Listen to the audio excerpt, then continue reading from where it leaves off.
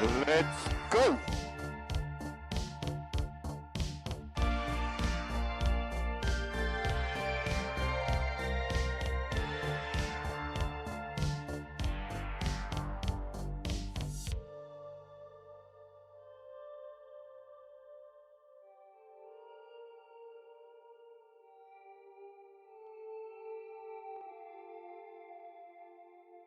Let's fucking go, boys!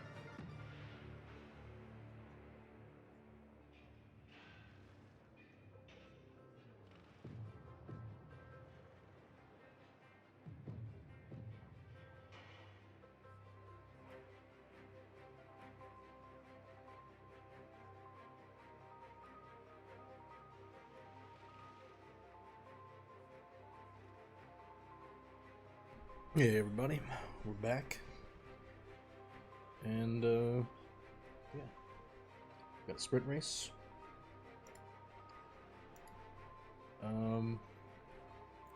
So what I decided to do was buy a new gearbox for GIO, since the one we had that was 100% got destroyed by science. So we're gonna have to take a grid place penalty for this, but yeah, we definitely need it, and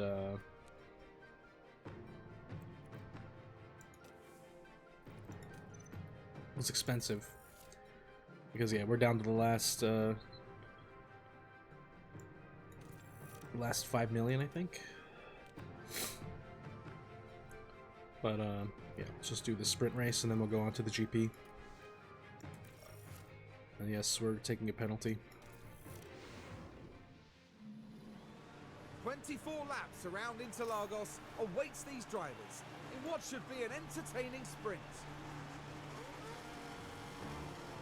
The 100-kilometer dash around Sao Paulo is typically packed full of overtaking opportunities, making for a thrilling event as the season nears the end. A sprint victory and points up for grabs right here. 24 laps around Sao Paulo in today's sprint. And it's lights out, and away we go.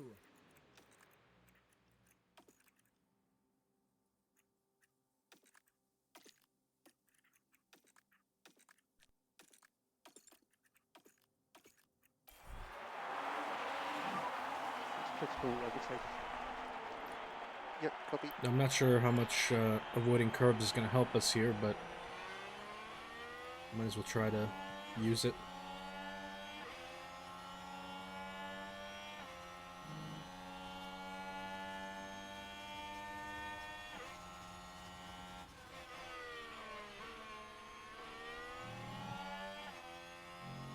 Yes, GIO starting P20 because qualifying did not go well with the broken gearbox. As soon as I try to race anyone, I just have no chance. Keep pushing, keep pushing.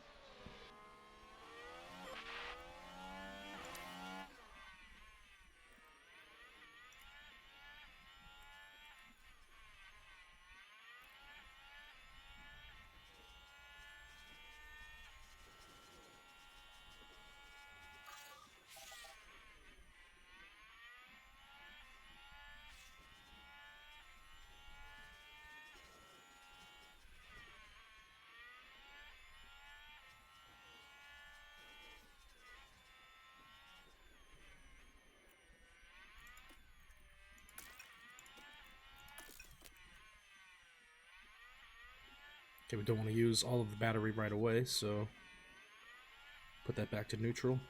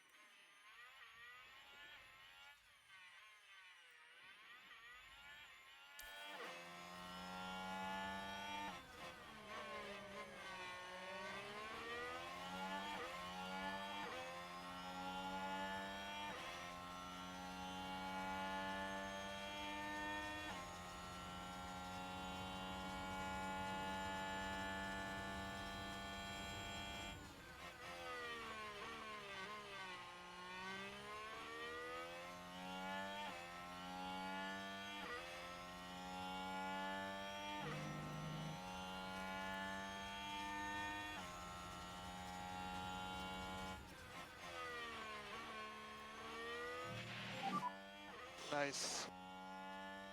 You're doing a good job. Currently P5, currently P5.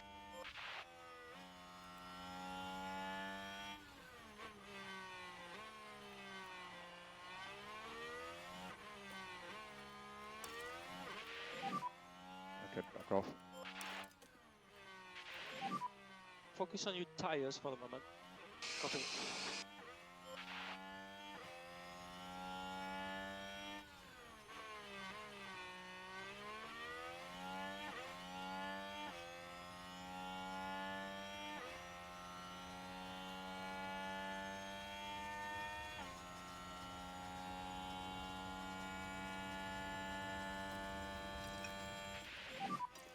Okay, happy to manage tyre short term.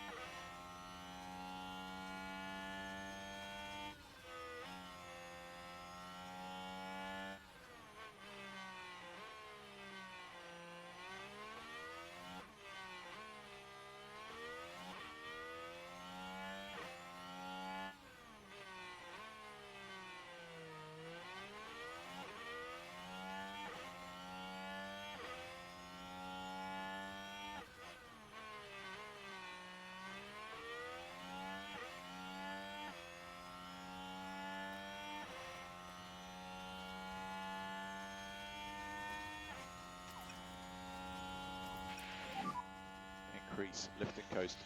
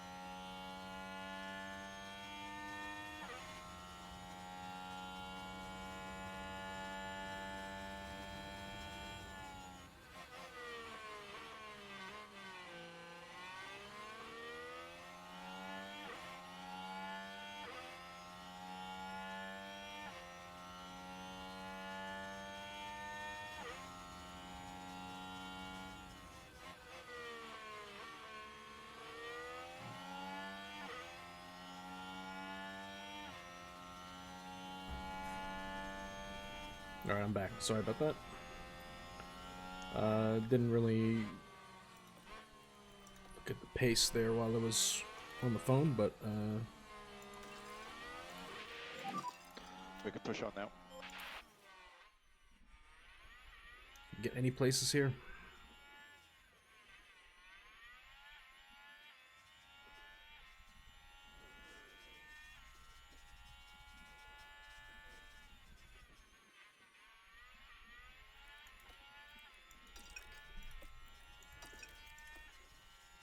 Really gotta try to keep these tire temps down.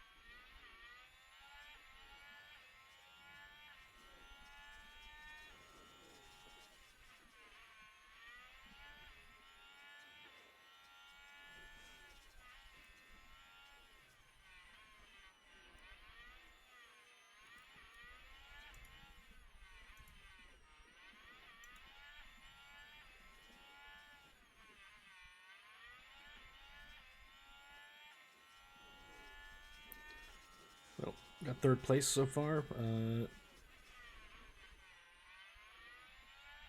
don't know what's going on between these two guys in front, but we should be able to make a pass here at some point.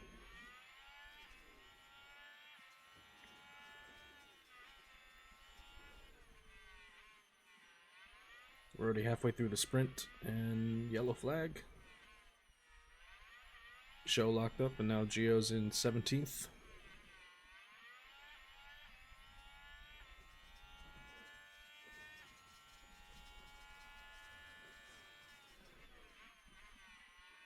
Looks like Max and Stroll are just trading positions.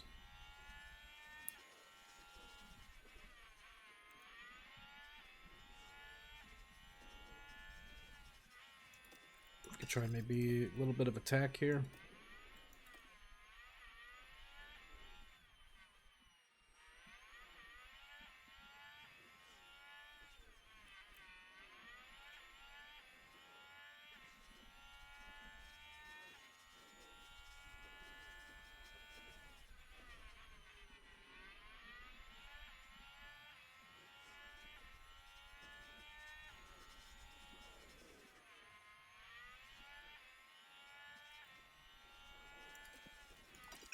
Nope, tires are getting too hot. Gotta back off.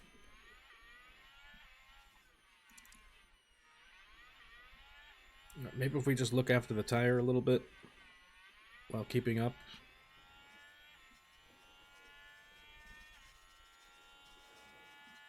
We got 10 laps left.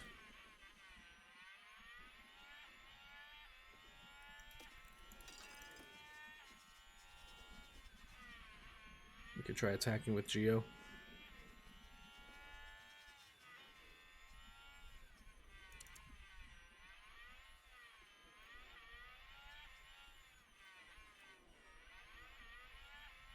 Does have 3-second gap in front of him.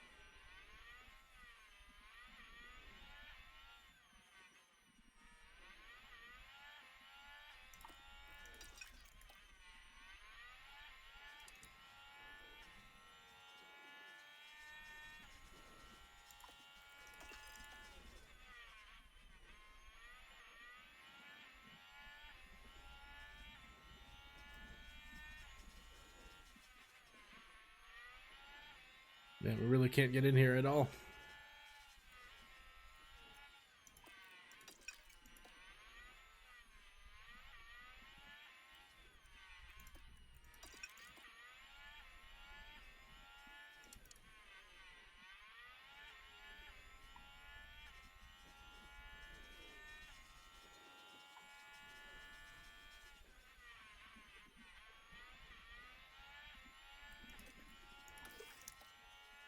Probably gonna need to harvest some battery.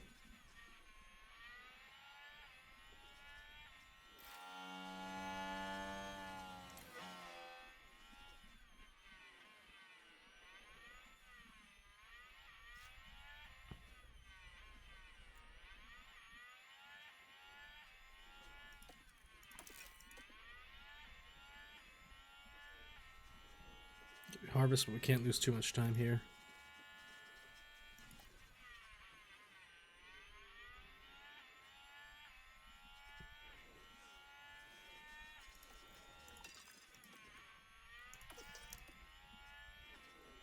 Try harvest with attack.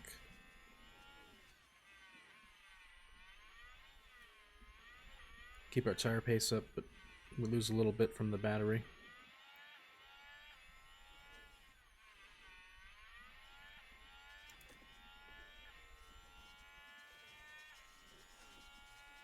Okay, it should be good. We have an extra 60%.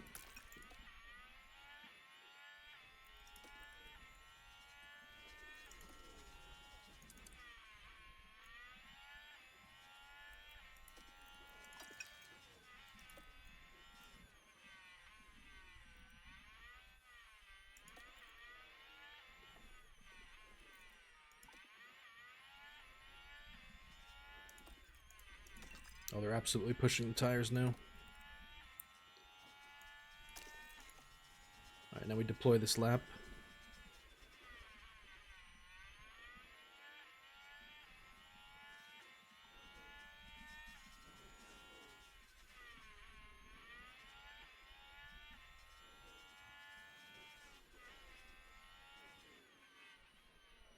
Yeah, they're definitely pushing. 39%.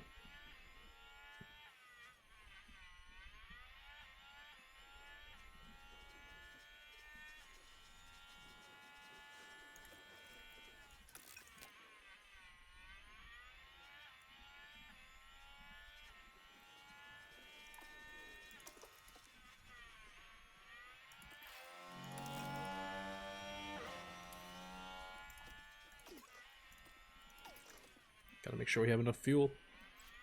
We don't want to run out of fuel at the last lap.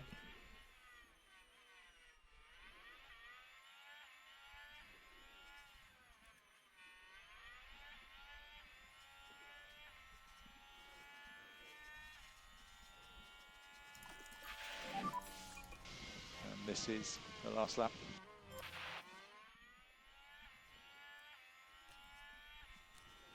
Right, there you go, Albon.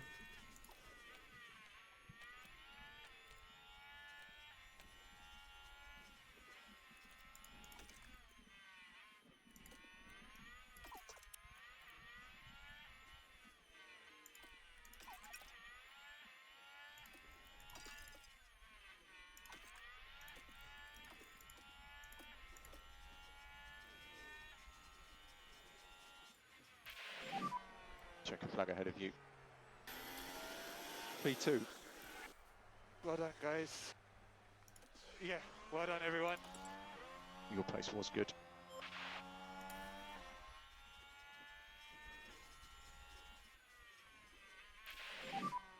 That's the checker. Your P17 on target. Good job.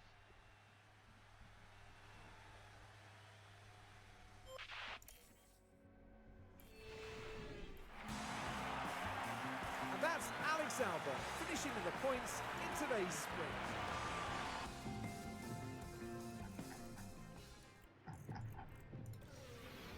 Alright, time for the GP. It's race day, and final preparations are underway.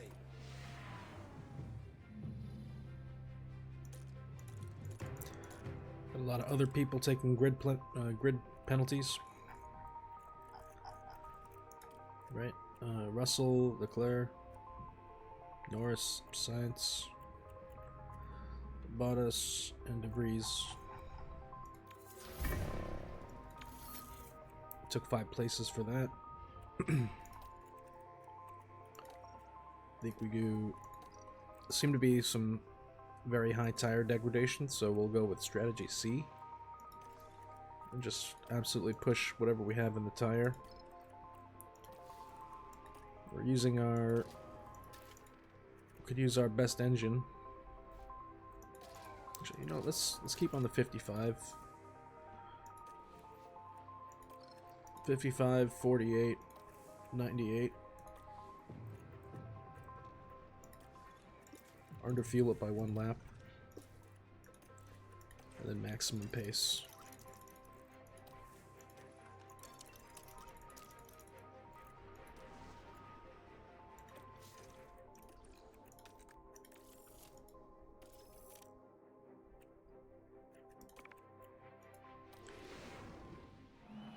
We're not too far away from the race start here as we edge closer to the 71 laps of the Sao Paulo Grand Prix. Who will win? Only time will tell here at the Sao Paulo Grand Prix. And it's lights out and away we go.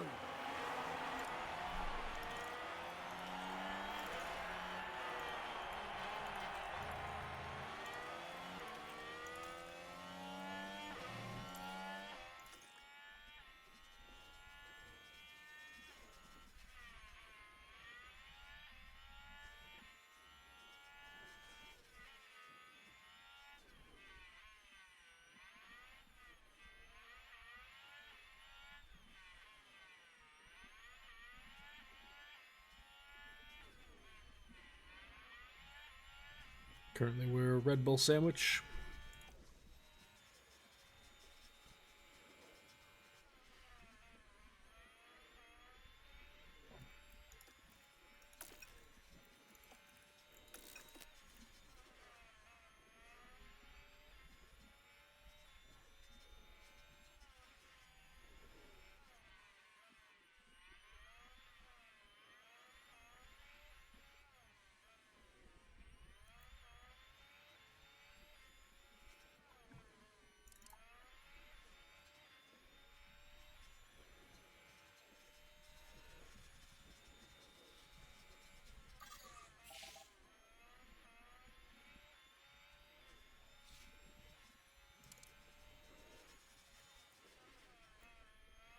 Okay, now we have DRS, we just have to keep up with Max.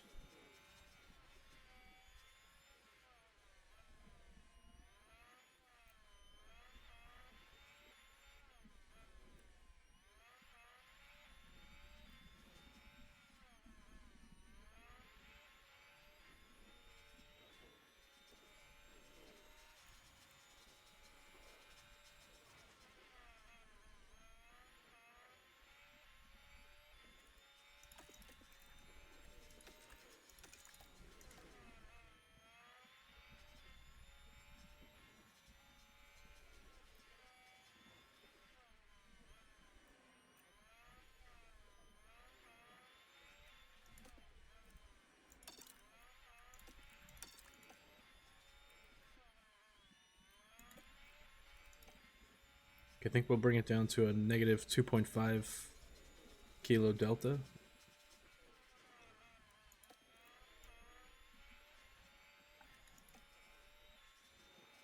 And we're also going to start managing the tire pretty soon.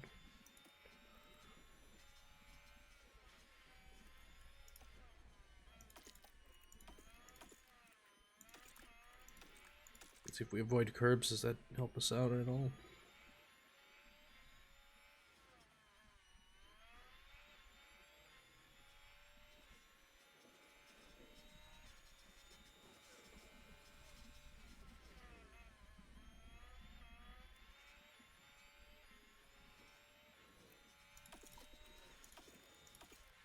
Try driving in clean air as well, maybe.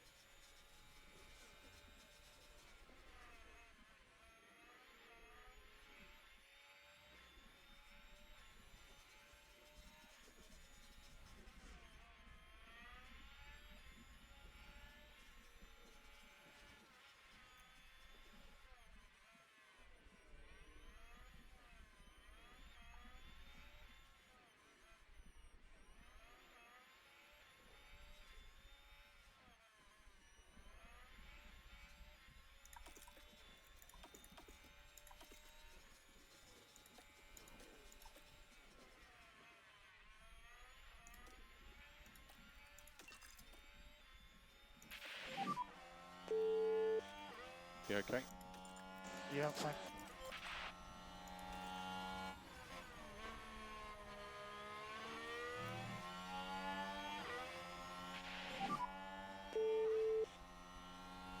Anything can happen. Hey, Assassin Danger, what's going on?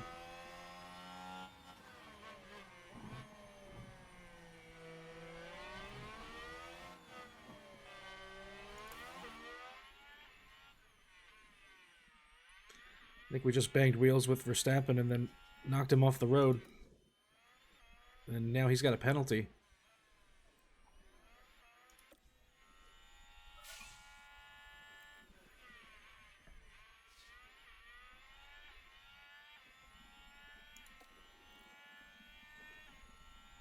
We gotta manage the tire though. There's really not much you could do here at Brazil. The curbs option doesn't really lower the temperature. We're at a negative 2.6 kilo delta. Let's bring that back to standard. Same for GIO. So that did hurt our tire life just a little bit with all that battling with Max. But luckily we walked away with no aero damage.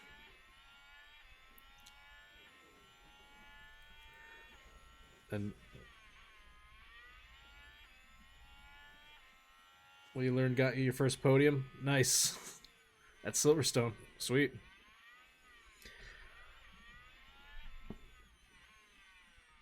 That's great. The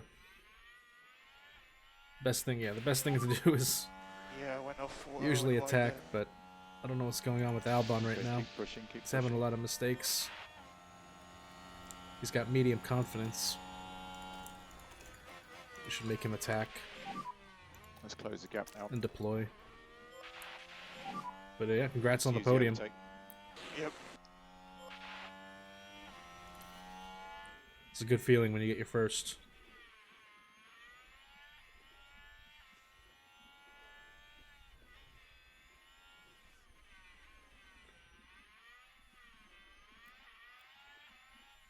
Now is that the Williams involved? Uh-oh.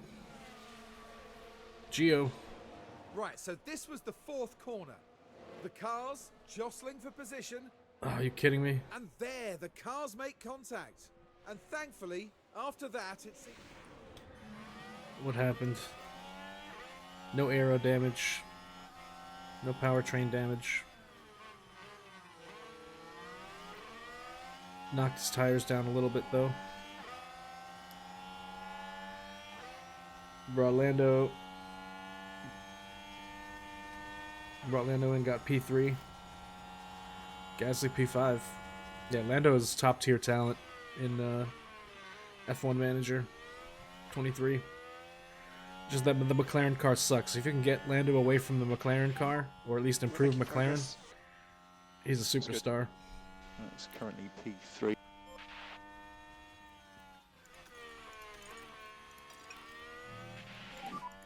You can afford to drop back. Copy. And Lando will just keep developing as well if you keep him around for a couple of seasons. Pack's on the low side now. Yep, copy. He's got the potential to be as good as Verstappen.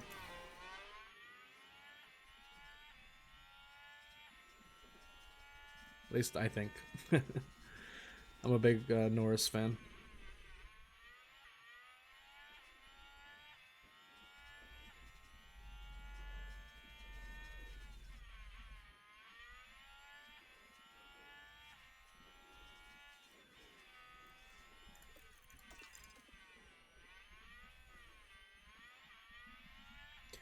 Look, you got a penalty for that too. Why is everyone like crashing into me? Trying to take me out.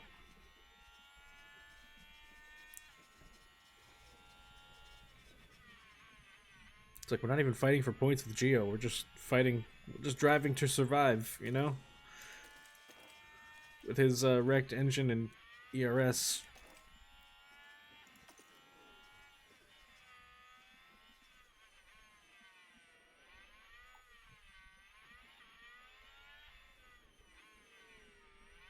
Yeah, Gasly has insane defense. It's so frustrating when you're fighting Gasly and your car isn't up to snuff. Man becomes a brick wall.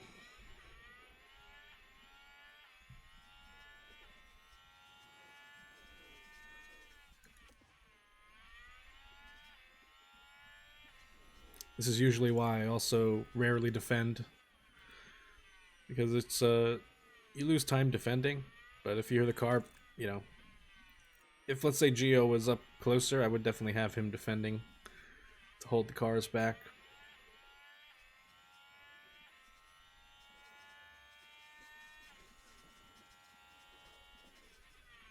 Yeah, it looks like Brazil is a high degradation track here. We have low rubber since it rained during practice.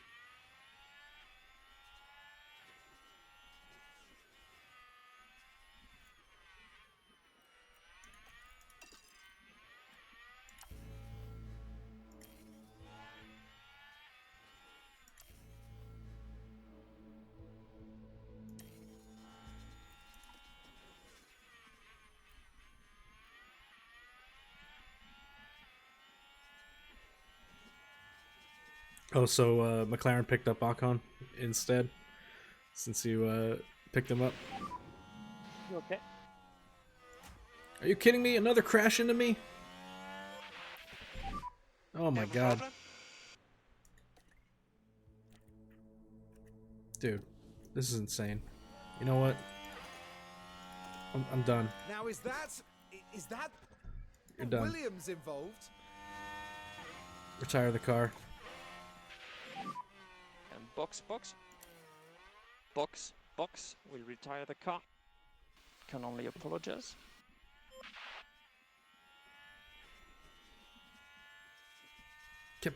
Everyone's freaking crashing into me. It's insane.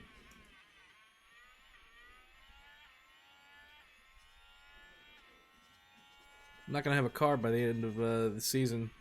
GIO.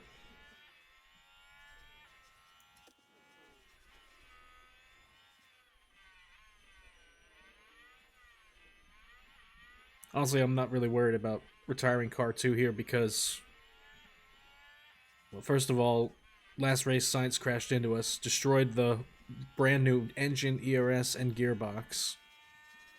I just bought a new gearbox on The Giovinazzi, window is open. Yeah, copy. and now they're crashing into him again. There's just no way. There's 4 races left in the season, or 3 more after this one, so absolutely insane. AI trying to kill me in the kill me by destroying my car parts.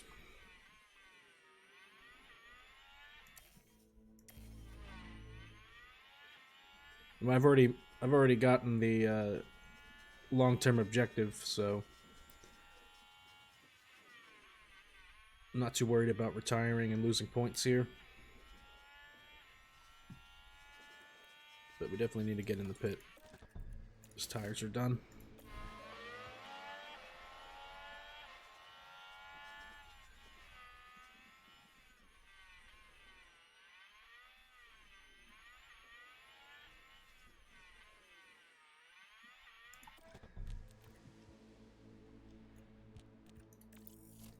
If we go with a soft tire, maybe.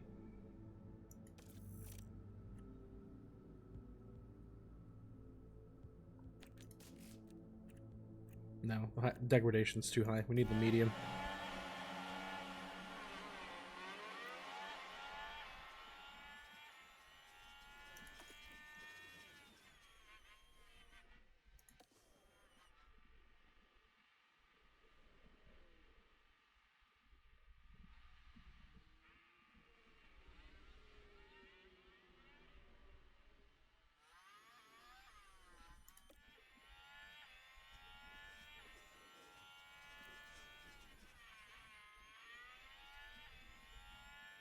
They don't like how Williams challenging. Yeah, exactly. Max crashed into Albon, and then We're crashing into GIO at the bottom of the bottom of the pack here. It's absolutely insane.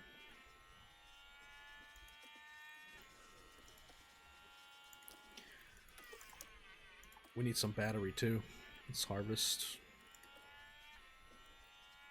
Harvest and attack. Check the temp here.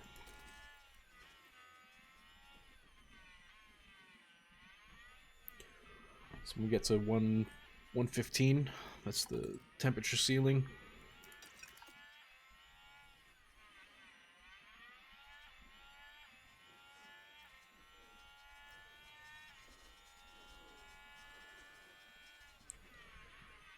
No, the garage does not change. So if you're Williams, you're basically always stuck with the last garage.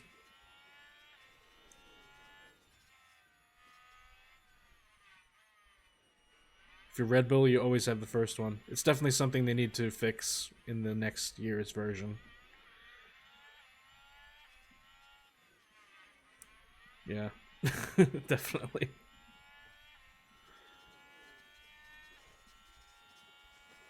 On the plus side, though, the good thing about having the last garage as Williams, though, and it works out in qualifying, because you could jump out in front of. Track is full. You could usually jump out in front of Red Bull or Mercedes if you time it well enough, and then give them dirty air in qualifying. You know, basically, if you're looking for one car to qualify well, try to impede them with car 2 and give them dirty air.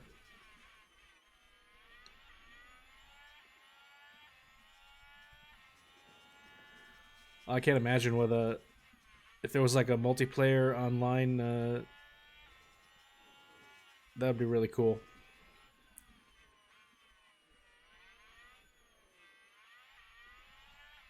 Imagine doing managing a season against another team principal, like a human team principal. That'd be so cool. Kind of just like the F1 Codemasters game. Except, literally just backseat driving.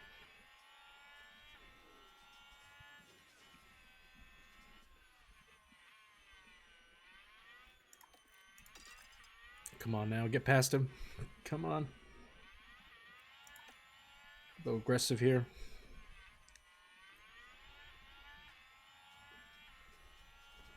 Alright, this is where you do it now. On the outside.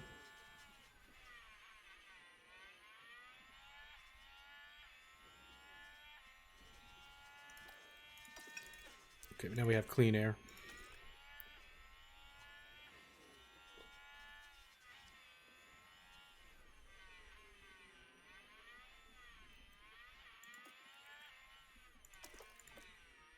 Deploy just a little bit, too.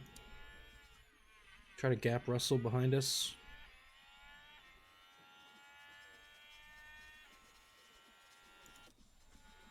Damn, Russell does have DRS.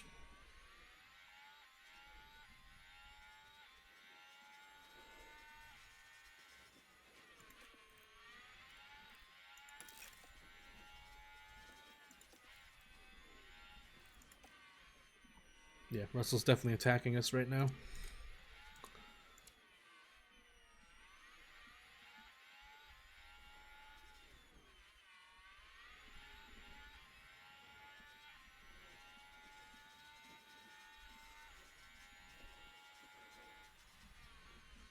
There's a yellow flag now.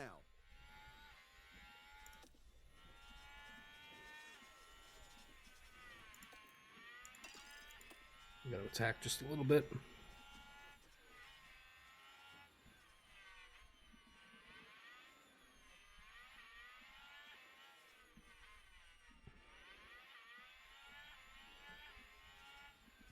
I didn't even know Football Manager had a online mode.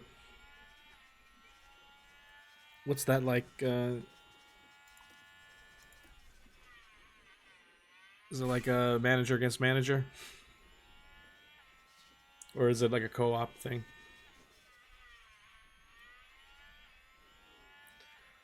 Imagine they had like a co-op where it's one person controls driver 1, the other controls driver 2.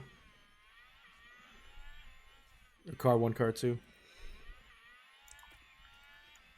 But yeah, a head-to-head mode would be pretty interesting.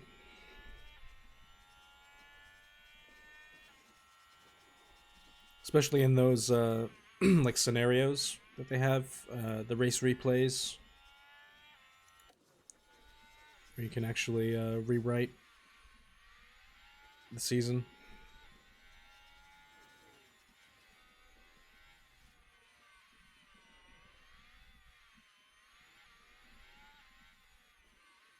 Oh wow. 90 plus managers and 1 save.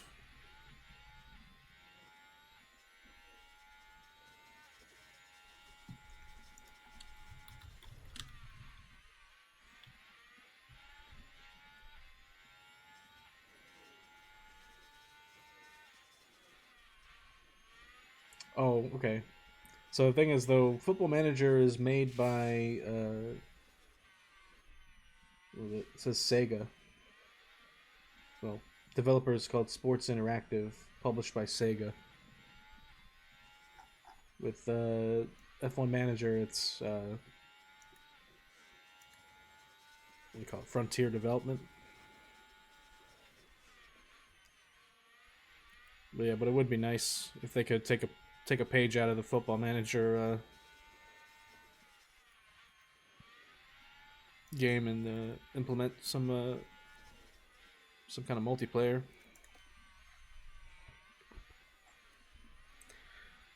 Yeah, it would be kind of weird. You'd be locked into like a 1x, watching the race at 1x speed, so it's like an hour every race.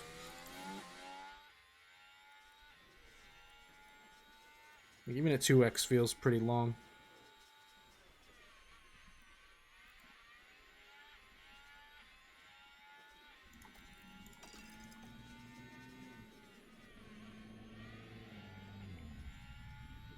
Can we do a little attacking? Deploy. Can we get a gap? Can we get a 1 second gap? Track is currently low. Yep.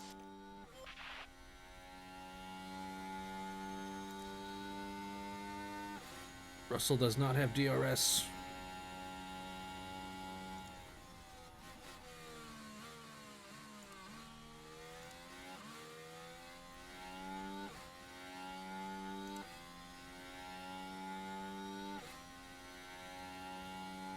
Yep, gapped Russell. No DRS for him.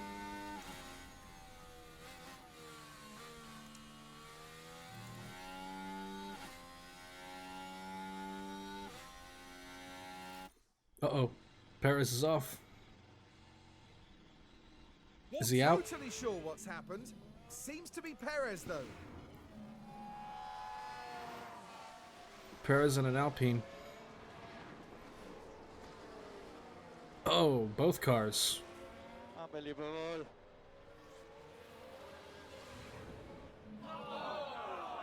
Alright, that's 2 Red Bulls down. Where's Verstappen?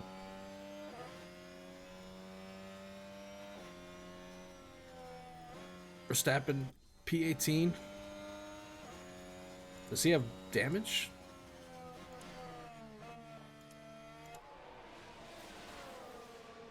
Maybe he has aero damage. Oh, the wing. The wing.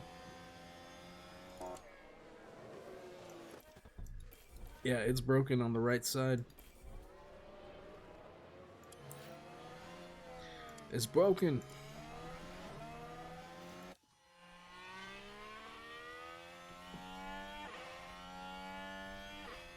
Oh, there's a voting system go. Sorry, I'm a little behind on your chat messages.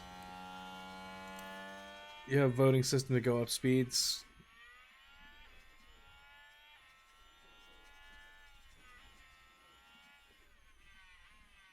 Do you think he will be replaced in real life? Perez? It's a good question. Honestly, where's he at in the... What's the current standings?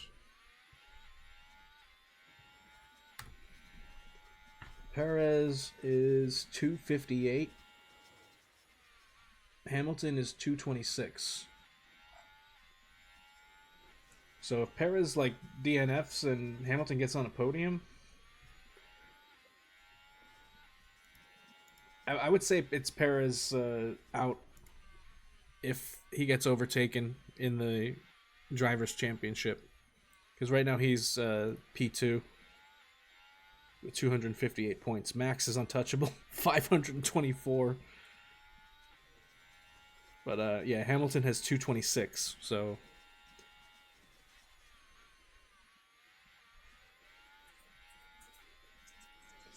Like, Hamilton would need to win Vegas and get on the podium in Abu Dhabi with a DNF from Perez, and he would get overtaken.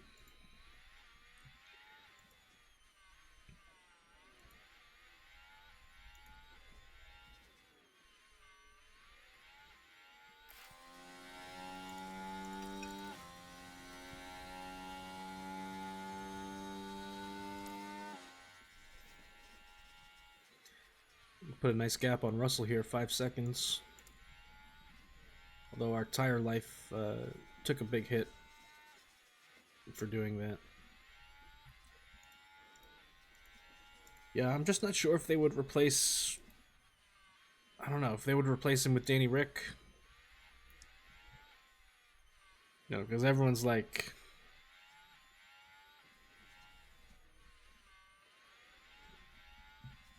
You go on, if you go to any, at least I guess before, a couple of races ago, when you would go on to Instagram, in the comments section, it's like everyone making fun of Logan Sargent and saying how, you know, he doesn't deserve a seat, and all that, which, you know, he only has 1 point, but, you know, it's still... And that point was won on a technicality, but is he more deserving than? The window is open. Okay. You know, should Perez lose a seat if Sargent stays in? I don't know. Perez is a great driver. I mean, he's literally P2 in the drivers right now, so.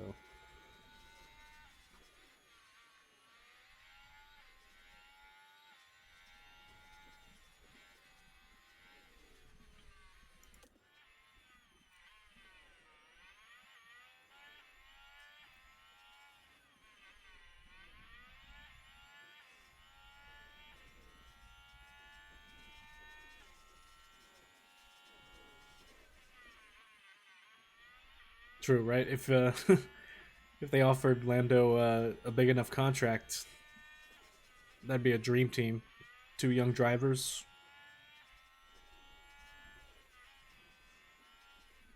Oh, I don't know. I don't know if you know. That's the.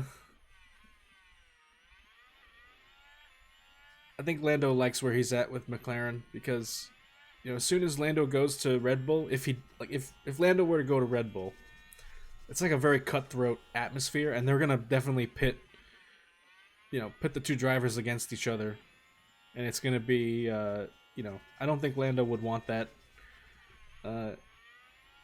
considering he, you know, says Max is a friend, so it just seems so contentious if he were to make that move.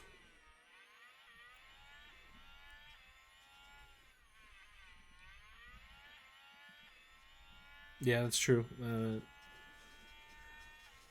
There's a money angle to that as well.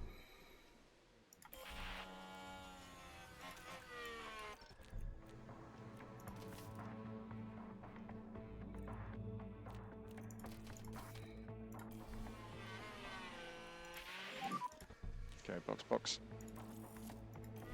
Yes, okay, box.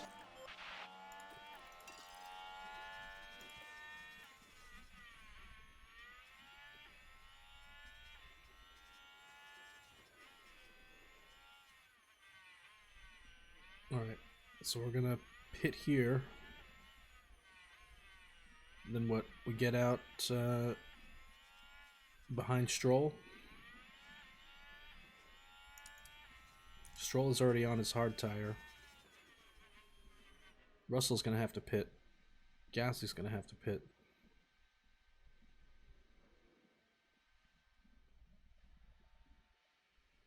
.6-second pit stop. No mistakes. Well, we came out into traffic.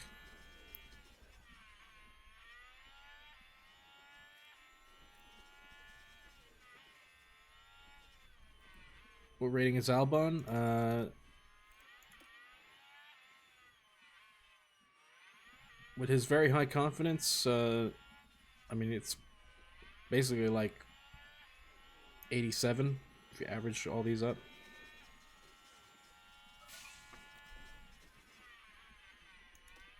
But overall, I think he's like 83.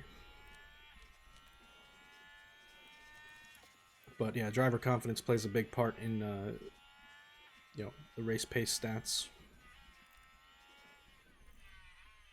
So if you can get you know, very high or peak confidence, he becomes a top tier driver. Cornering becomes you know,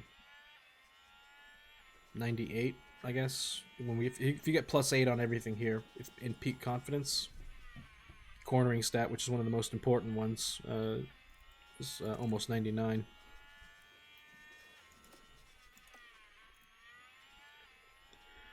But unfortunately, the contract negotiations did not go well yesterday, so we're gonna lose Albon next year, and we're gonna go with Drugovich as our Felipe Drugovich as our long-term prospect. He'll be our driver for 5 years after this, and then we're picking up Mick Schumacher for 1 year, and then once Schumacher's contract is up, we have Oliver Behrman coming in.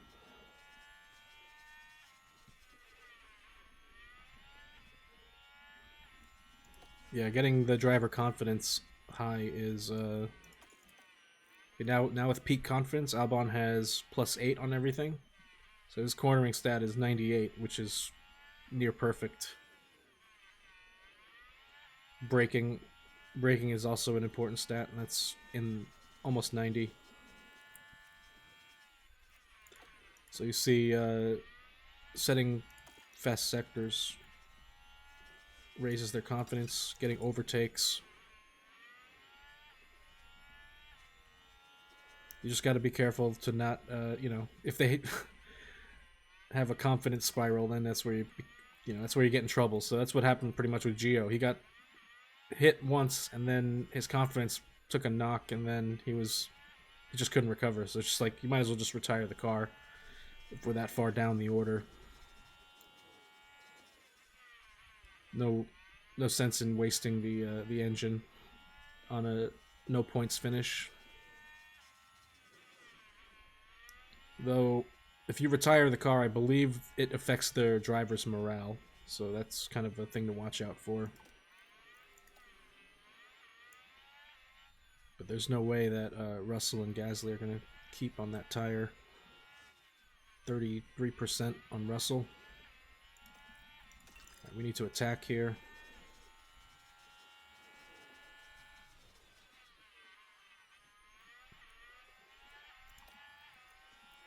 Need to harvest a little bit as well.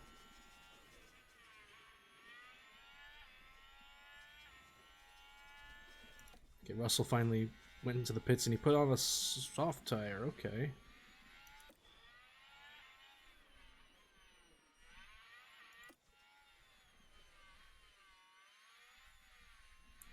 Russell on a soft tire. Here we're about to retake P1 from Stroll. Let's deploy.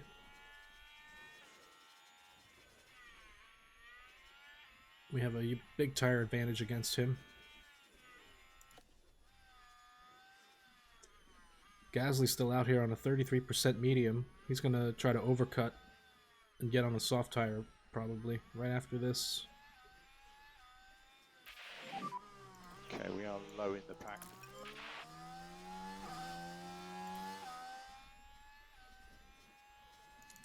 We did gap Stroll. And here goes Gasly into the pit.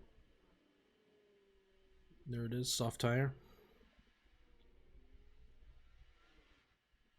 But yeah, I don't think there's any way he can catch up to us with all the traffic they have to go through. Look at this, Norris is gonna score points. Possibly. Yeah, at this rate, it could be a double point finish for McLaren. Piastri keeps it on track. Oh, he's got Hamilton right behind him. Never mind. Hamilton's going to overtake on this soft tire. Guaranteed.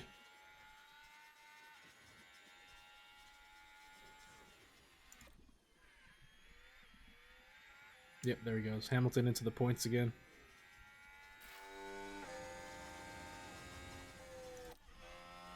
That's how you got your P3. Everyone went in on a safety car, and you stayed out on hards. Yeah, nice. It's a good one.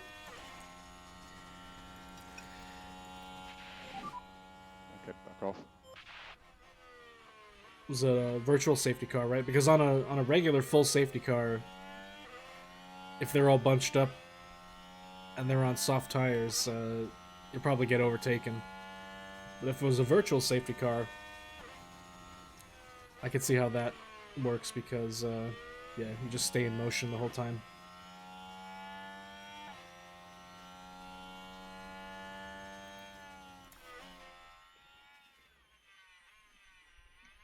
It was a full safety car, okay.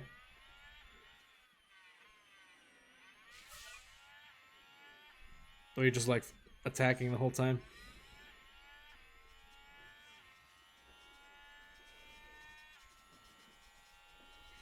$15 laps to go. Alright, we gotta make up some fuel here. We did build up a nice gap to Stroll behind us.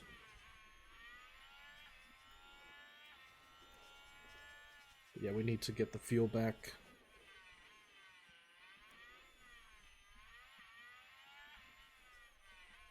If I can bring this up to minus 0.2.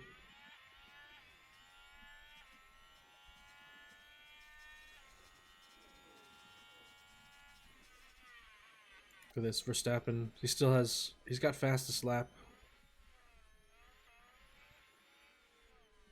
but he's out of the points.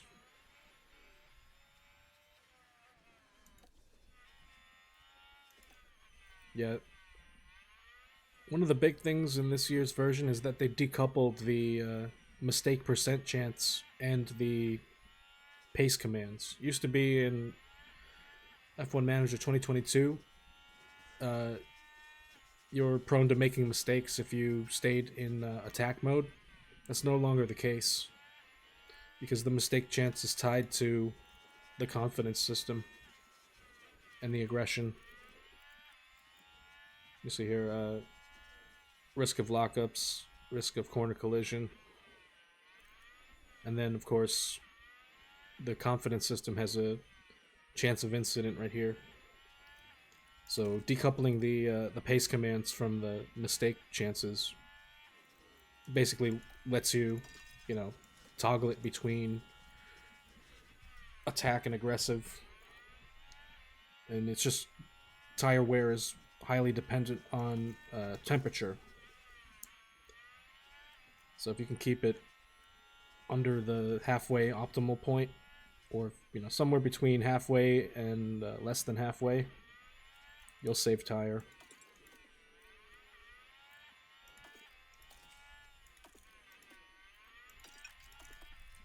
Yeah, as far as mistake percent chance goes, I usually start off with high aggression and then bring it down to medium.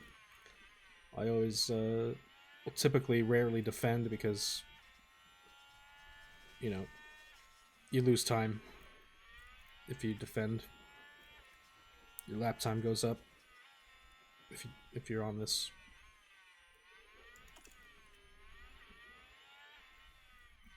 Okay, looks like we're getting fuel back, and our gap to Stroll, 11 seconds.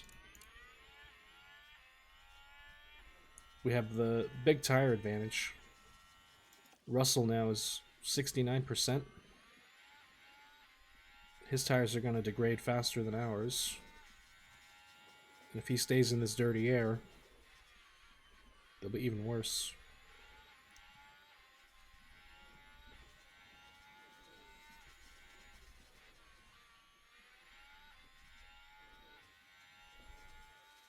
Let's just see how much of a fight these cars put up in front of him.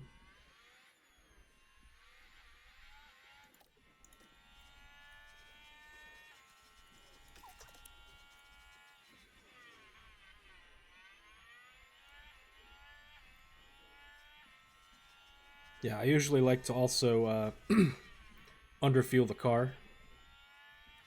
Since I have the Ferrari powertrain, it's pretty fuel efficient, so I like to underfuel the car and keep it light, and then work up the fuel later.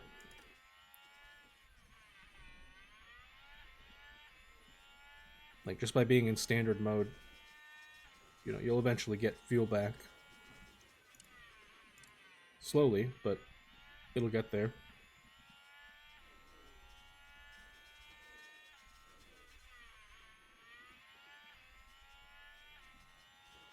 Now Russell has to cover a 15-second gap to get behind us. And he's got 6 laps to do it.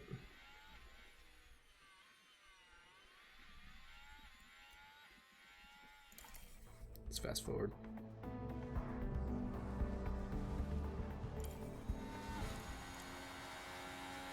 Okay, now Russell, see, now he's got worse tires. 52%.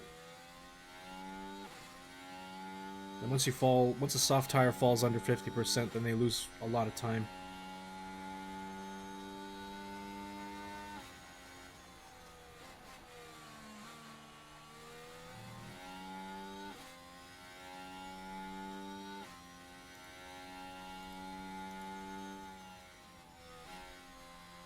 I think we're pretty safe here in P1. It's just unfortunate. GIO, Italian Jesus, died for Verstappen's sins.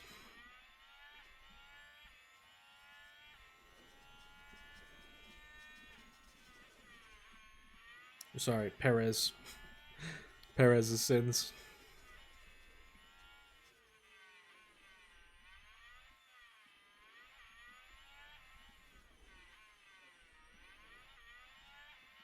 Right, or was Perez? That was Perez and an Alpine, actually. Verstappen is the one that banged into Albon. Oh man, he's in the points and he has fastest lap. So that's 2 points if Max stays in 10th. Alright. There's no way anyone else is catching us at this point.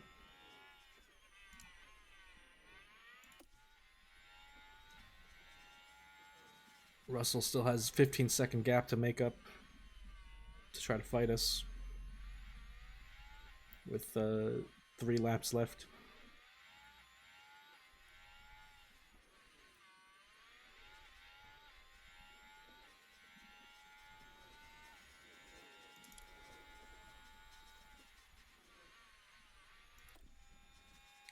Gasly soft tire. Now just hit 50%. Tried to overcut, but I don't think that was the right move.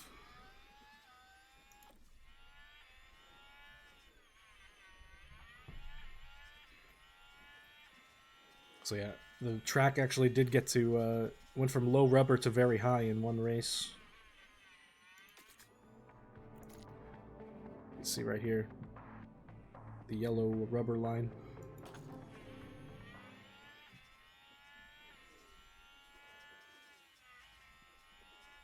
But yeah, even with the high rubber, it didn't help. The degradation is just too much. That's why I went medium, hard tire.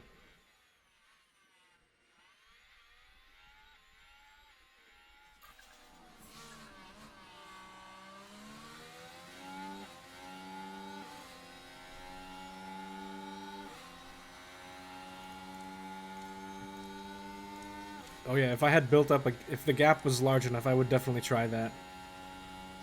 We would need like, what is it? What does it say here? You need a 22-second gap. So if this were going on for a little bit longer, we could build this up. I would definitely try to get fast slap back, but I'll take a win. I don't need the fastest lap. Both your, so be mindful of that.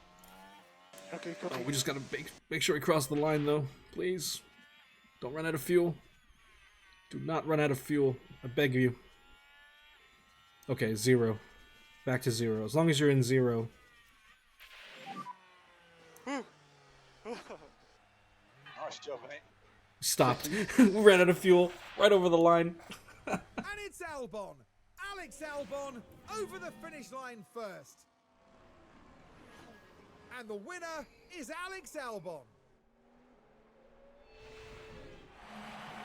And you can hear just how happy the crowd are for them too. They're on their feet.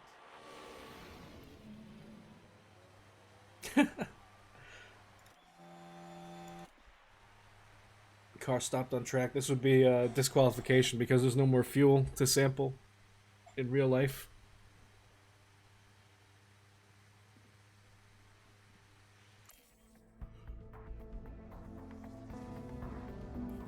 Well, the win's a win.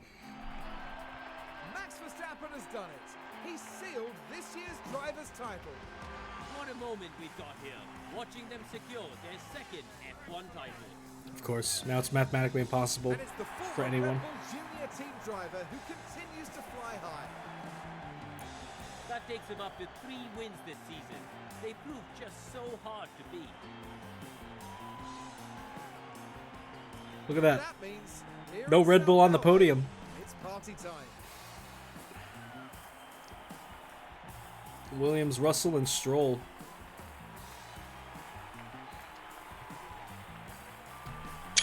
Take a screenshot of that.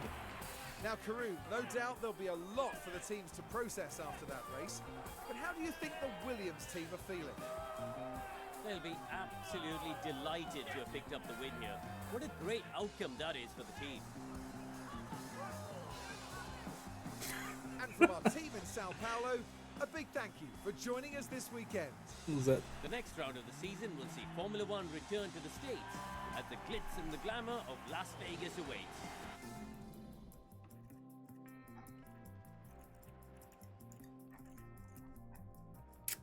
It's a shame about car 2, but you know, we had to do what we had to do. That puts us at 32 points. That was from the sprint race plus the win.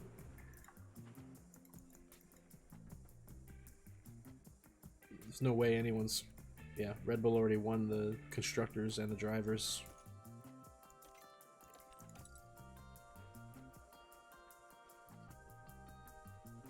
Albon plus 32. Have one more weekend like that. 2 more weekends like that and we'll overtake Perez. Look at that, McLaren finally got points! Oh, actually, more points should I say. They're in the double digits now. They got 12 points from that one race. Whereas before they were sitting in P9. Piastri still has no points. But Lando finally got 12. Look at that. Lando 3 DNFs, 1 fastest lap. That is very uncharacteristic. For the DHL. That was third fastest pit stop. 15 points. So we're now ahead of McLaren.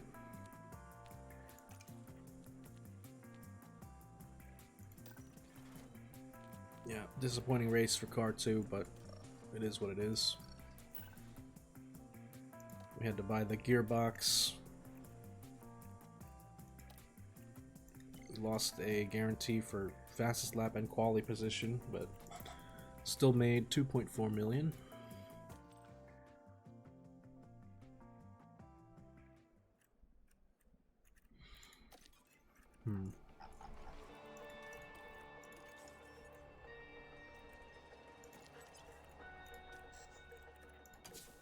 Okay, so the front wing to be replaced. Side pods replaced.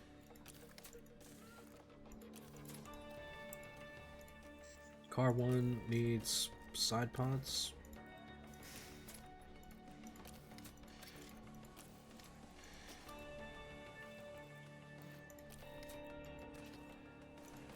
Okay, we don't have enough money to manufacture. I don't think we have enough money to manufacture a new one. With only 2 races left in the season.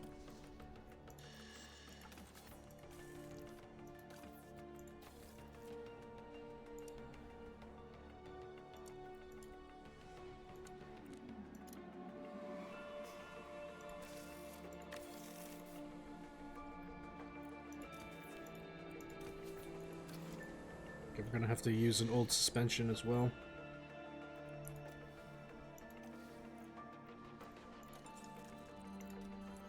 We have 2.3 million left in the cost cap.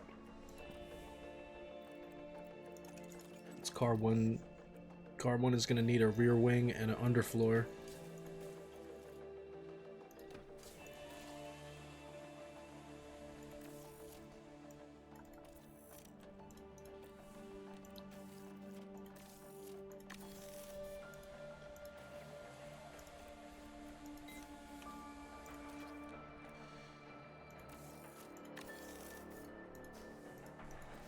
I think that's it.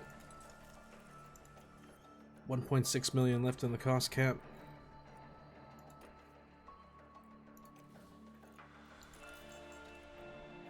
Can't spend any more money on parts. It's pretty much over. It's our research.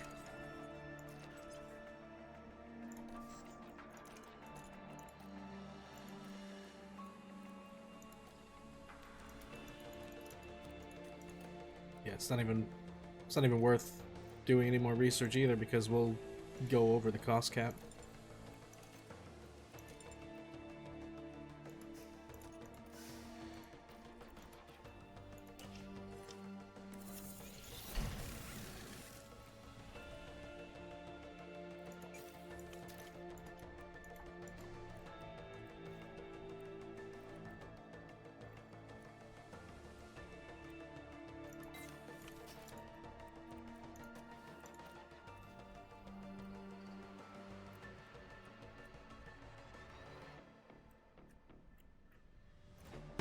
Oh my god, this was so hard. Such a hard race, but... Can I say it? Can I say it? It's Monaco, baby! Woohoo!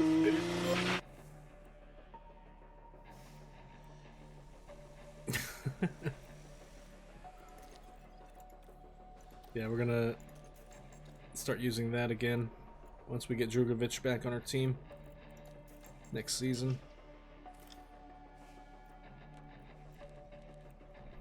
Yep, there's a little panel that you have to press, and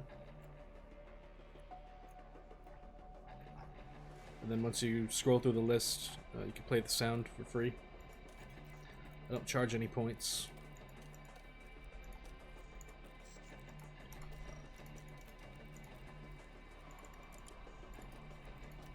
You can only make... Honestly, I'm only comfortable making guarantees for one car at this point because car 2 is so destroyed. I will try to get fastest lap though. and I'll try to get a top 5 finish.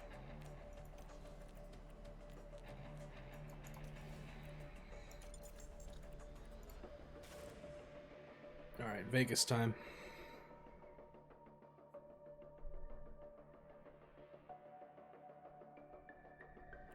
Welcome to the Silver State of Nevada for the Las Vegas Grand Prix. Everyone's talking about how it's going to be a slip and slide. Oh, it's another. We set Las Vegas as a sprint race, too. Okay. So we're going to have to maximize.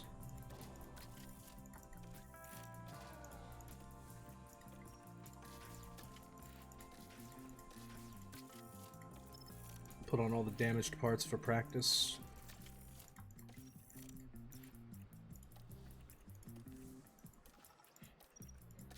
21% engine,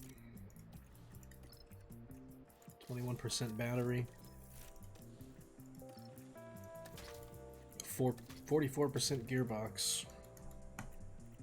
There's no way we can utilize a 1 and a 2%. Those are pretty much done. Now let me do the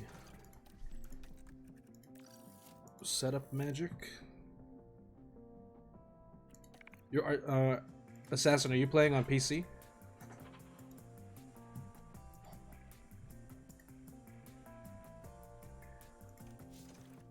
Are you on PC or console?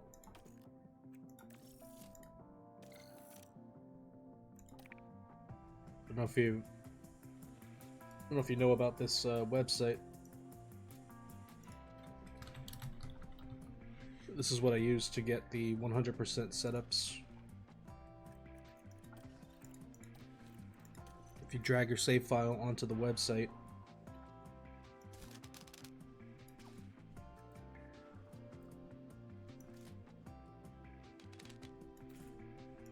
yeah, if you drag your for playing on PC and you open up your save file folder, you could drag your save file onto the website and it will tell you exactly the numbers that you need to get 100% in one run.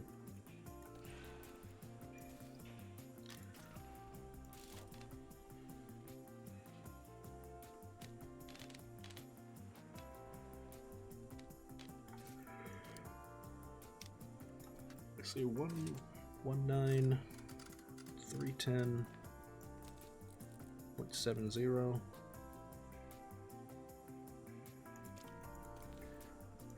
Double check this. 0, 10.5, 305, 60. Okay, that's perfect.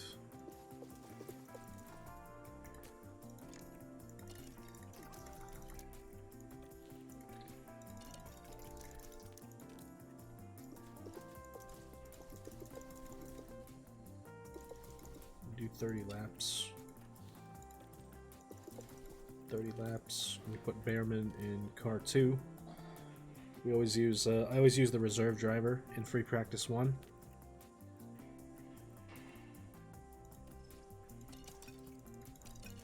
And I always set the pace and everything down to the lowest possible setting to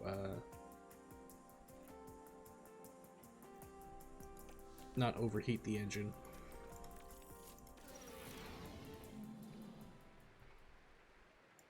It's right there. It's the link that Nightbot put in chat. Save.f1setup.it.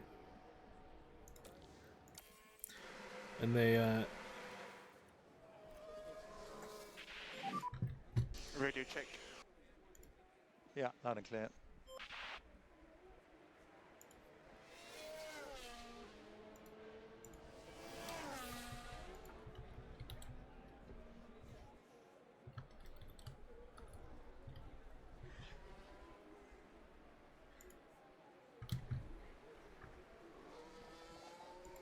Yeah, they recently added onto this website, you could mod your save file.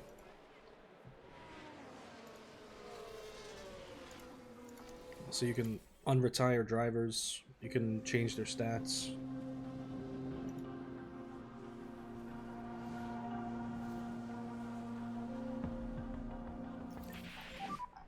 What are we thinking about tires here?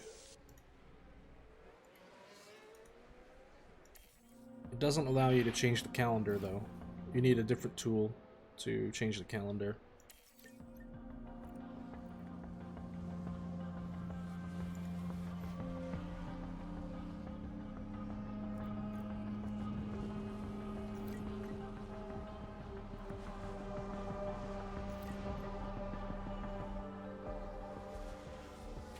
So yeah, if you're like me and you just hate doing that setup mini game, because it's literally the same exact thing that they did in last year's version, and I'm just tired of doing it after having played it for a whole year.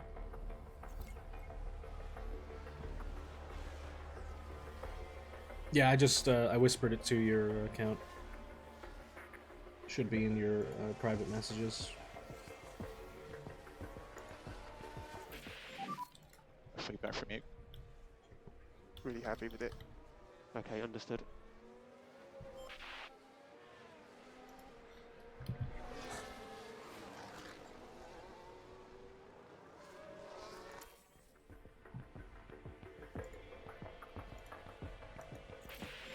Yep, no problem. Okay with the car?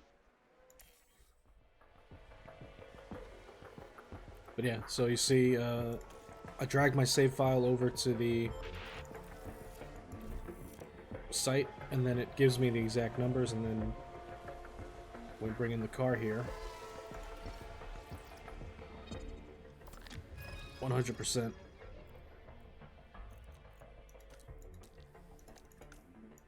This also helps, you know, because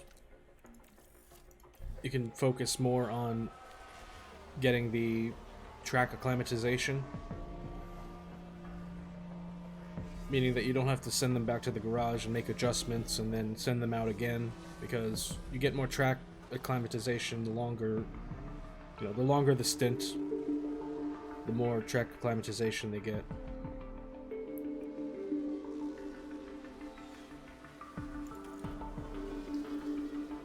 But at the same time, the longer your stint is, the more damage you're, the more wear you're putting on your powertrain. So to kind of counteract this, you also want to avoid curbs and drive in clean air. Happy to build a gap with temperature. You can see drive in clean air CSC, reduces the powertrain positive on the wear. Delta. Yep, copy. If you watch the powertrain, when this powertrain goes into overheating, that's where you get extra wear. Right there. Powertrain wear rate goes up when it's overheating. It's bound to happen, it's just you don't want it to stay in that overheating range for too long.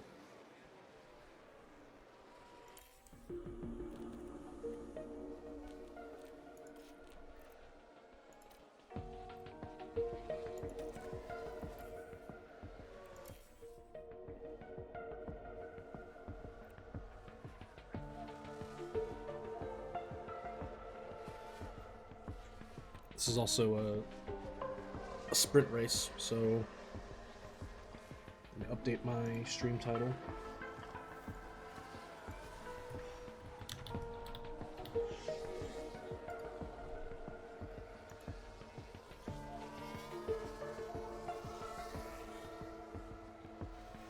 So at the end of this practice session, Albon should have, what, 40-something%?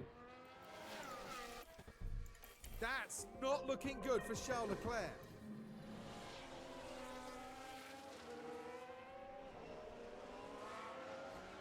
Whoops. Oh, come on, what the... That was an unforced error. That was all you. Oh, Ocon is out.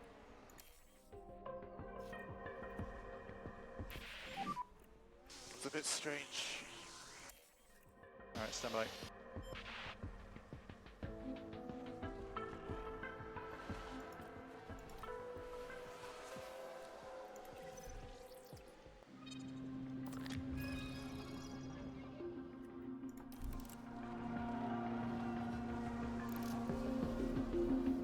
So with 49% track acclimatization and 100-100, we have 87 driver prep. I believe that should be enough for high or very high confidence.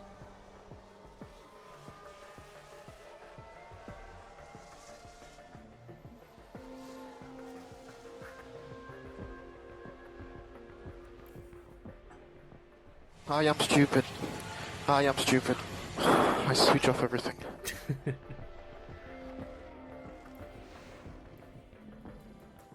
Charles. Hamilton taking a grid place penalty.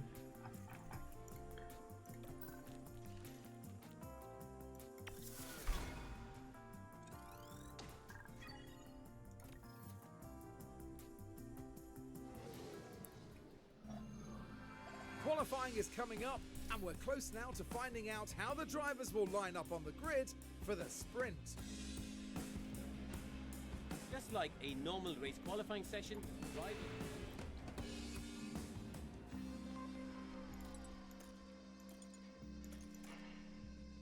We're doing a Las Vegas sprint for qualifying. All right.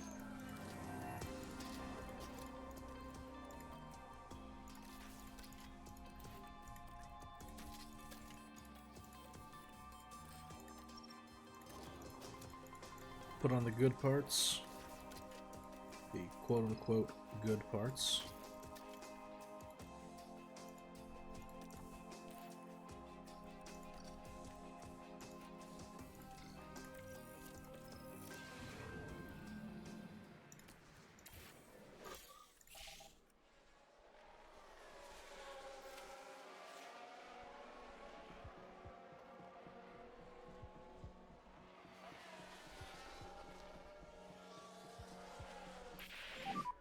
So close to 0, but negative. Select go in lap. Yeah, copy. For your delta, we want to be just negative, so as close as the 0 as you can. So you go in, Go out on the same soft tire. Copy.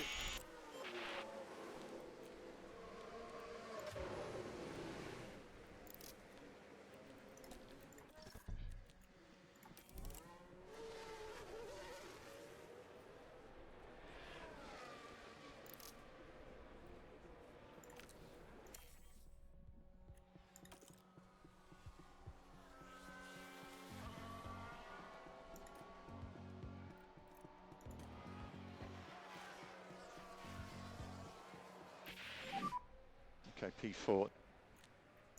Yeah, that's a good lap. That's a good lap. Let's go in lap. Yep, copy. You're currently P9, P9. That's a good lap. Go in, go in. Copy.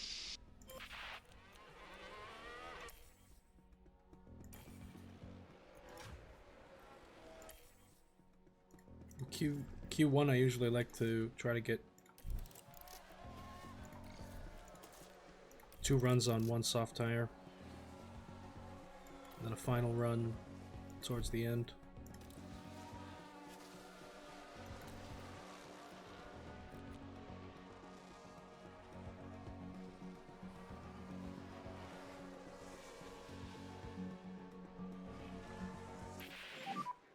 Currently P1. Let's work those brakes on the way in. Yeah. Okay, checkered flag. Checkered flag. Yeah, but drivers also can get faster. You know, if they keep doing personal best sectors, you get peak confidence, and that raises their stats, and then that's how you get improvement throughout the quali session.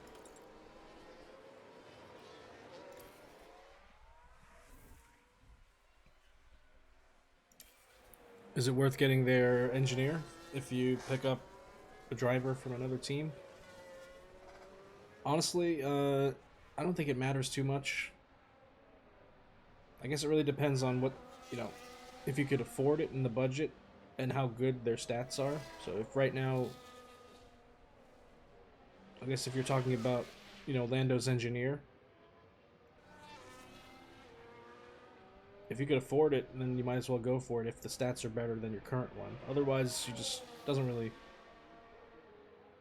I don't think the engineer really does too much. At least for me, it doesn't seem to have any You were bearing. P13. I think as long as their Yeah, affinity, as long as the affinity is It's good. high, or eventually the affinity goes to high. The longer that they are paired up. That's about the only thing that they're really good for. Otherwise, if you use the setup website and you know what the 100% setup is, it's honestly not worth it to switch engineers. If you're trying to play the game legit and not use the setup website, I could see where you might want to have a good feedback, an engineer that has good feedback or communication, whatever the stat is. But otherwise, they'll get their affinity the longer they stay together. So I'd say it's only worth picking up their engineer if the stats are better than your current one. GIO is P13. I would put on the scrub soft tire.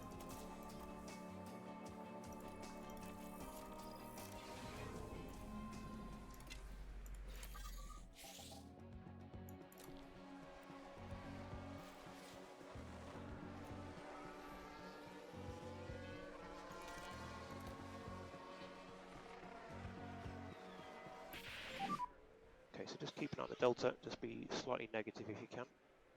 And then we're boxing. Okay. Make sure you respect the delta. Go in. Copy.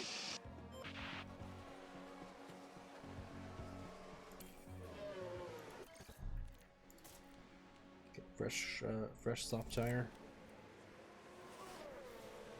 Alright, Assassin, thanks for hanging out.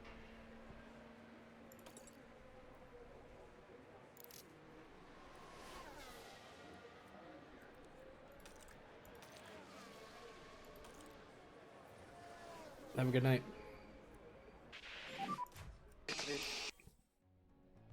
Watch out, white line and picking it down entry. So stop in box. On max, all revs and engine off.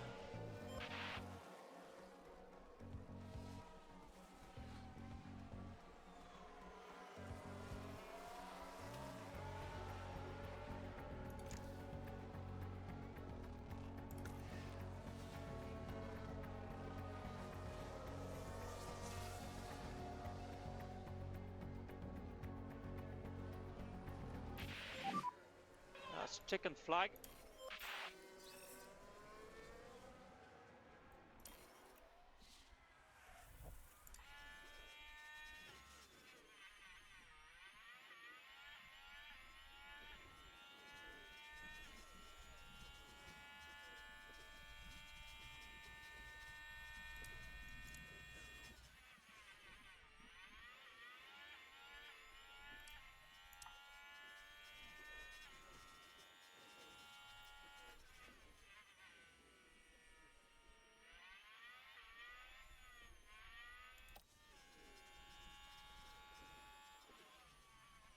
Oh, Science just knocked out GIO. Off by 2 1,000ths from Perez.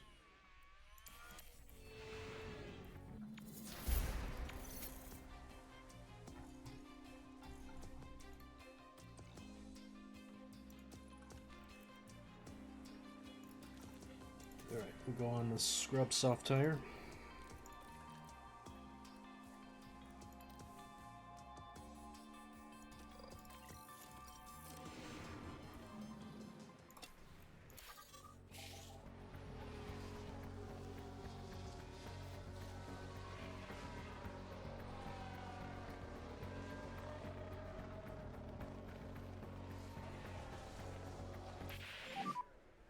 currently P1. Okay, Alex. That's that run done. Copy.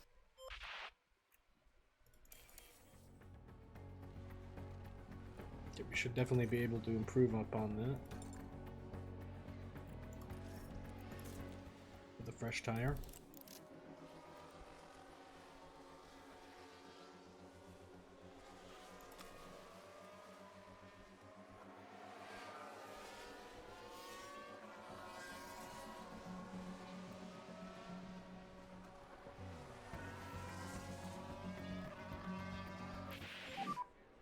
It's currently P3. Okay, good lap. Slow on the in lap. Yes, copy. Oh, Gasly, P1.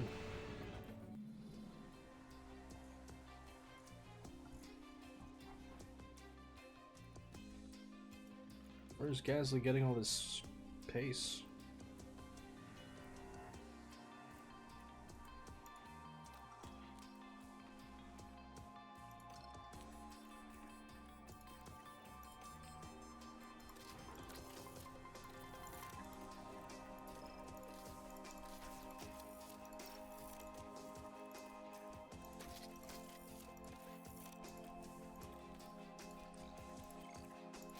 Go back to the damaged parts.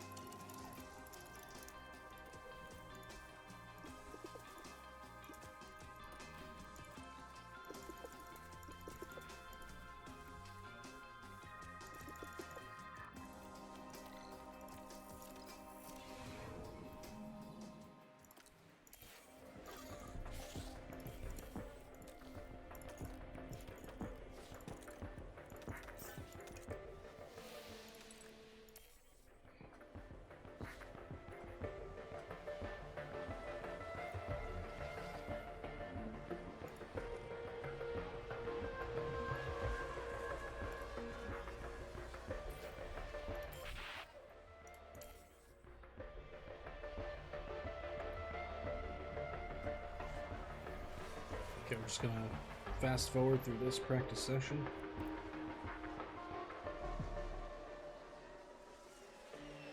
Albon should have 100% by the time it's over. GIO is gonna have around 50%, maybe 60.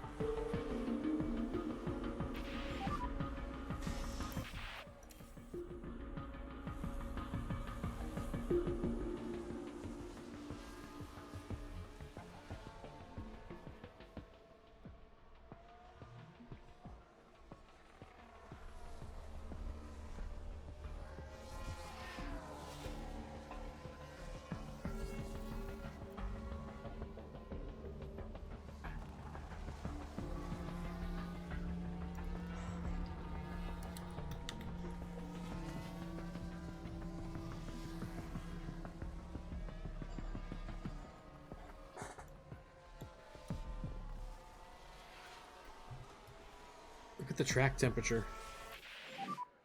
What are we thinking about tires here? 11 Celsius. That's 51 degrees. Your freedom units. And it's going down 10.8. 51 degrees.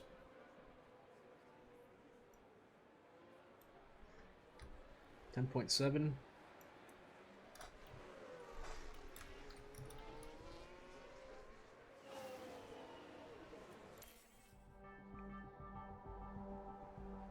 Ambient temperature is 7.6, which is 45.68 degrees Fahrenheit.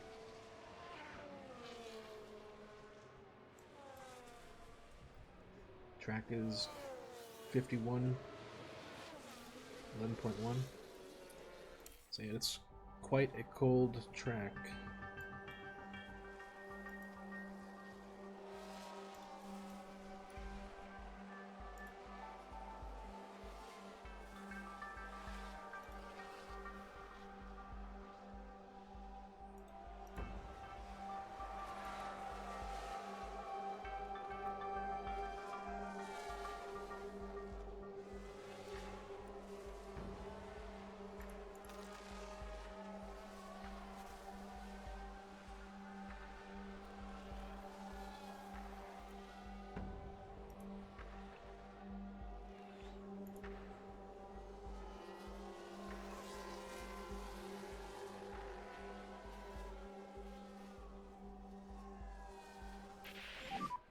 You have a problem?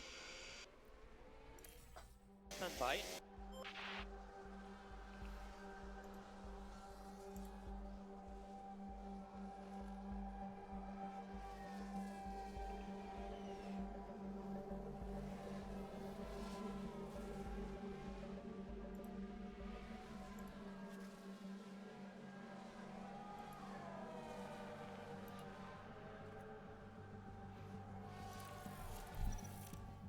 Okay, Albon has 100.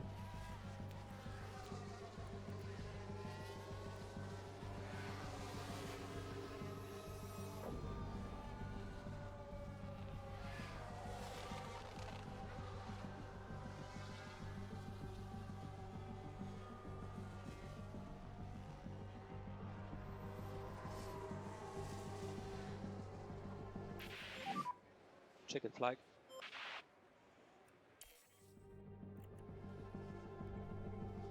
It looks like GIO has 90% preparation. So 190, that's pretty good. Albon high confidence, or sorry, very high confidence, and then GIO in high confidence.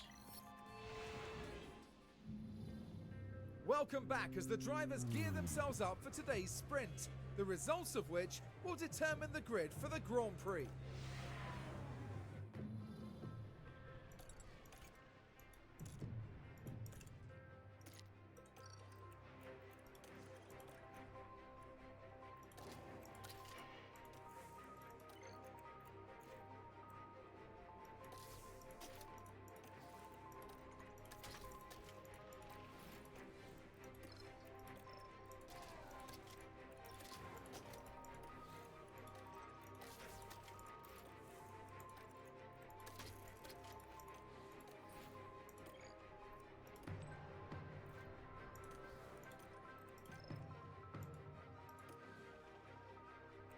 I think we use the soft tire here. If the track temps are going to be very low, we should be able to push aggressively on the tire.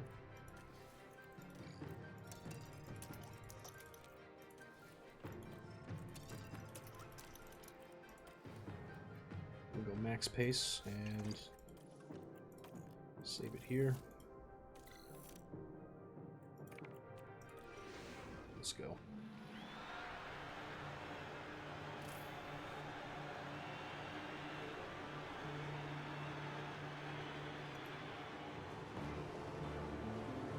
So then, it's time to see who wants that victory the most. Here in Las Vegas, it's time for the sprint. Oh, the sprint is not at night. And it's lights out, and away we go.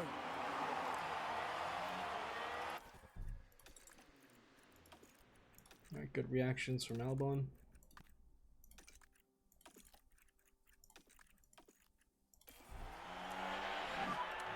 Critical overtake. Yes, copy.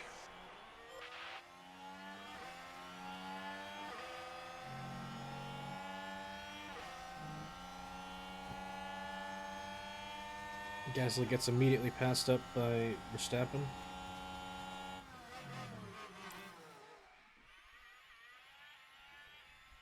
Now we have to try to overtake Gasly, who for some reason is running a hard tire.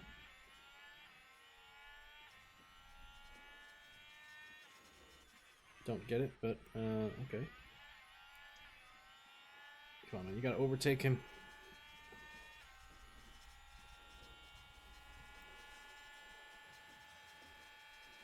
That's bullshit. Come on.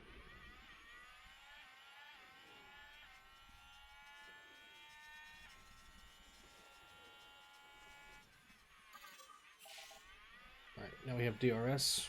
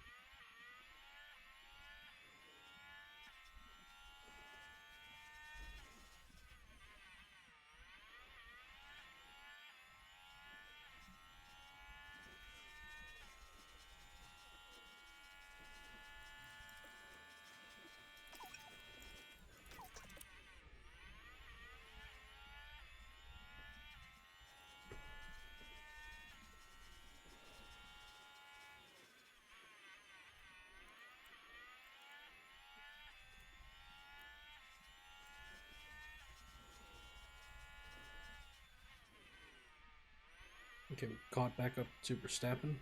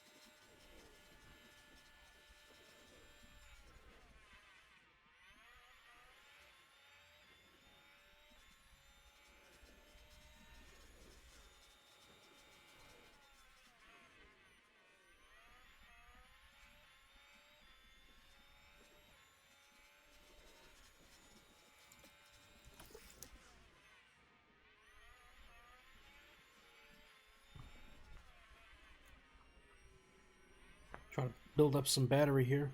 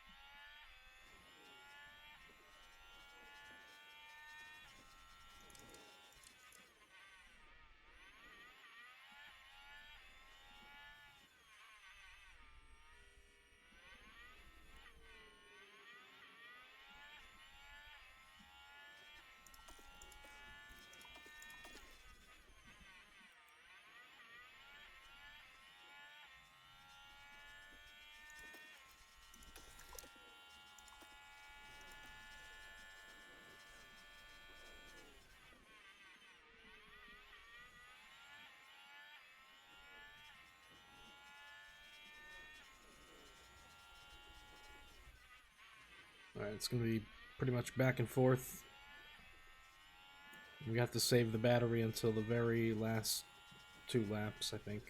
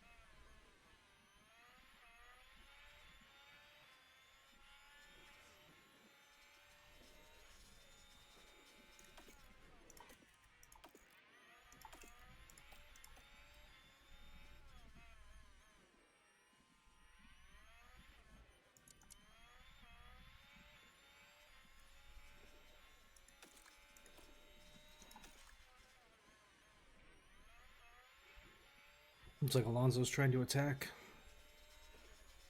Verstappen is now defending.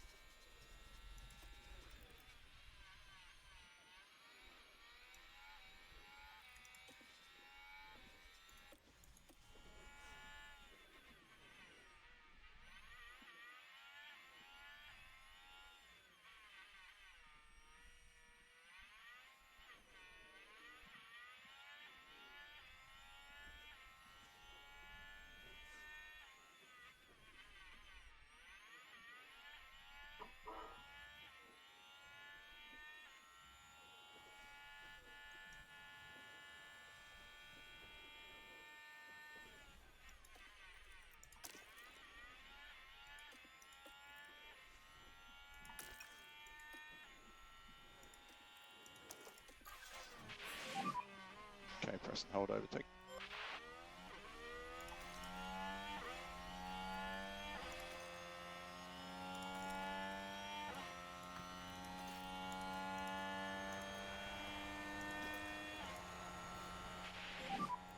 So lift and coast level 3.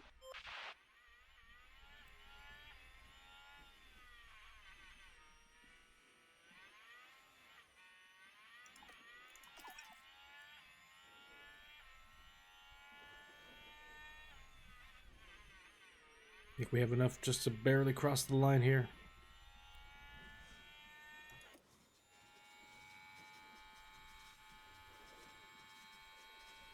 Oh no. You want to fight back? Fight back. Yes.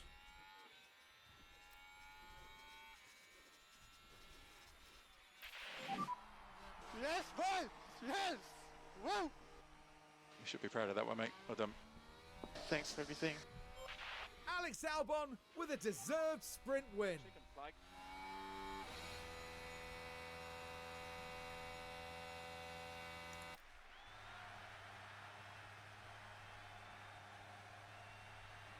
GIO barely over the line with 11 on his tires. Definitely wasn't paying attention there. A great result for Alex Albon today as he picks up the sprint win. And what a well-deserved P1 finish that was. Absolutely outstanding.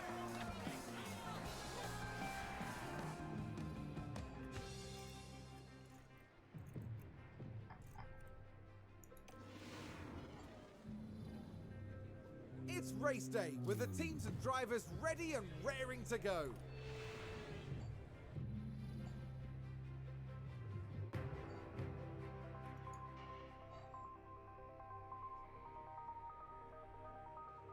I think that actually is going to be it for me right now. I'll save the race for tomorrow.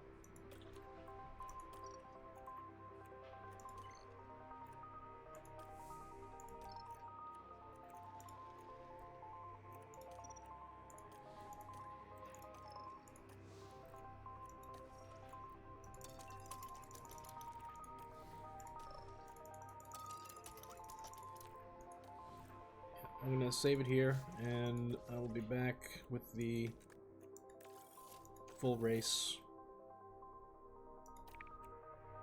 tomorrow night.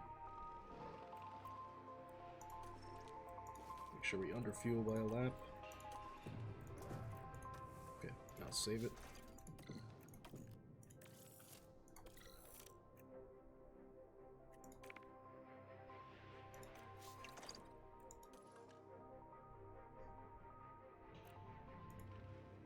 Thanks everybody for hanging out, for following, for chatting. YouTube people liking and subscribing, and VOD watchers, if you're out there, thank you, appreciate you. Hope to see you on a live stream if you can make it. But otherwise, everyone, have a good night. I'll be back tomorrow. Take care.